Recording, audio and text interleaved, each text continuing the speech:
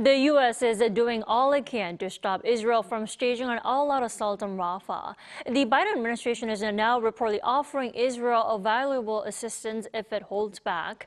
We're joined by Professor Moamen Gouda for more. Welcome. Happy to be here with you. So the Washington Post reported over the weekend that the assistance includes sensitive intelligence to help Israeli forces pinpoint the location of Hamas leaders and assistance for Gazans, including shelters, medicines, and food. The U.S. really doesn't want the Rafah offensive to happen, does it?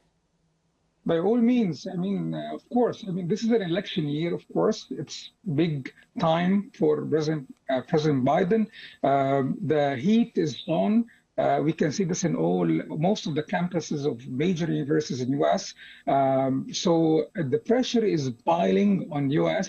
The international pressure is piling, and I think U.S. is trying its best to try to stop Israel from continuing its war, and especially going on to an offensive in Rafah, more than what has already been done in the last few days.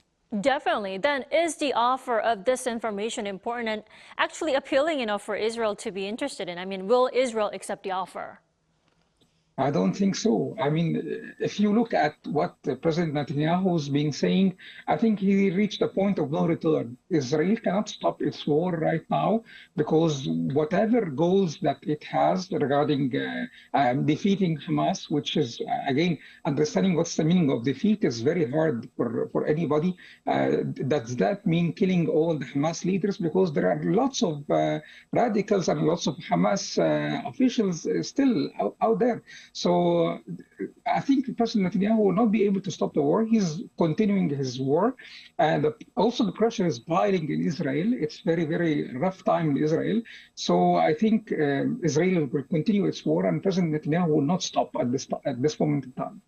Right. Netanyahu appears to be pretty persistent and even stubborn, especially in the past few weeks. Now, Israel said Rafah offensive actually won't take place until around 800,000 people are evacuated out of the area. Now, how long will that actually take, and when will the expected attack be carried out?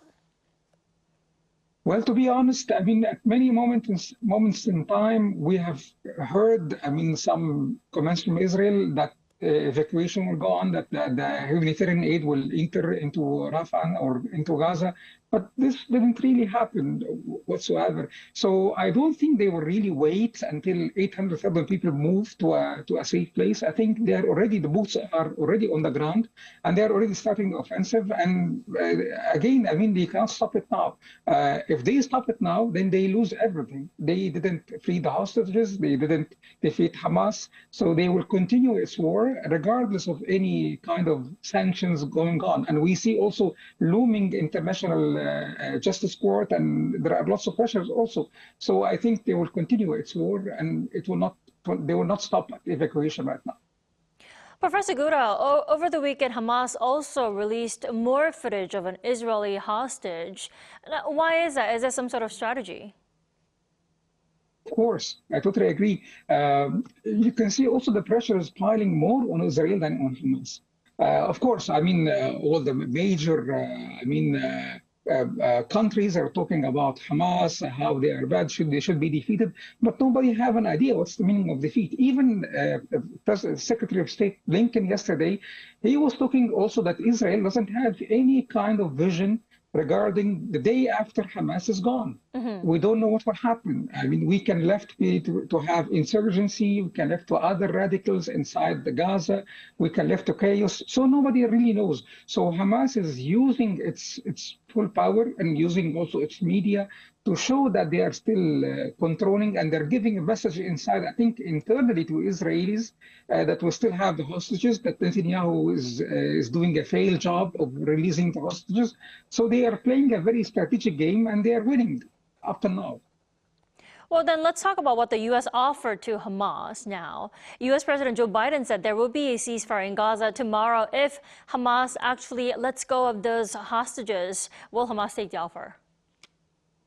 U.S. many times and Israel many times mentioned that they agree. This is one of the few points that they agree on right now. Agree that Hamas should be eliminated from Gaza. and they said that we will do our best to eliminate Hamas from Gaza. So this is again for Hamas, like Israel, it's a point of no return. They know they cannot stop it now. They know they cannot release the hostages now because there is no room for them in the after-war time. So they are also doing their best to elongate this war and elongate the pressure until they reach some sort of ceasefire. Maybe in the future, where they can still have a role to play in Palestine. But up to now, this is not happening. They are still continuing, and there is no role for them, according to U.S. and Israeli officials. So it looks like Hamas is just as persistent and stubborn as Israeli Prime Minister Benjamin Netanyahu. All right, Professor Gouda, thank you so much for your insight this morning. We appreciate it. Thank you so much.